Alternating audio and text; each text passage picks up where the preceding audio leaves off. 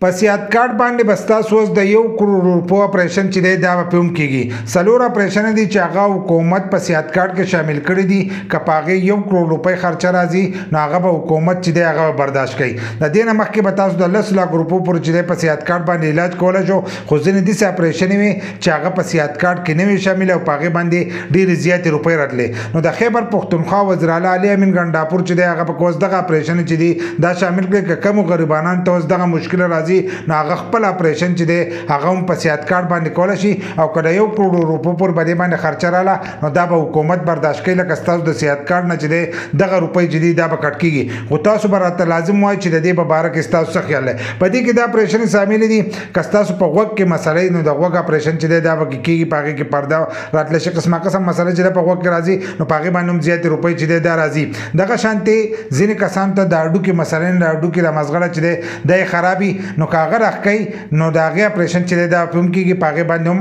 د 1 کروڑ روپو پر چې د خرچه پر راځي لکه روپۍ په زیات راځي 50 لک 50 لک پر راځي نو دا خرچه راځي دا به حکومت برداشت کوي خدا کم تر کسان ته زیاتر کسان ته دا مشکل راځي چې داغو اینه چې د اینه اکثر اینه ختم شي بل کس ول اینه ور کوي خو د دې سره دومره روپۍ نه چې هغه اینه چې د ډیزاین ته چینج کړي لکه ځان ته هغه بدل کړي نو دغه چې دا به وسو حکومت چې دا برداشت کوي کپاغه د 1 کروڑ روپو خرچه راځي نو دا به هم د سیادت کارت نه چې دغه روپۍ کټ کیږي دغه شان زیاتر کسان ته چې د ګردې مسلې د ګردې مسلې خو ډیرو کسان ته د ګردو مسله نو اکثر هغه ځان ته ګرده چې دا چینج کوي نو پاغه باندې هم ډیر زیات روپۍ راځي نو وس دغه ګرده کا چینج کیږي نو د دې باندې کوم 1 کروڑ روپۍ راځي نو دا هم د سیادت کارت نه چې دا به کټ کیږي نو وس پکې دا اپریشن چې دا هم په سیادت کارت کې شامل کړي دي او په لږ وخت کې چې تاسو د دې نوم پیدا سلول شي ځکه زیاتر کسان چې هغه بیماران دي او هغه ردی د وجه هغه اپریشن نه شي کولای چې دا غو سره دغه روپۍ چې دی دا نه پوره کېدي نو اوس حکومت چې دی دغه هر سره چې دی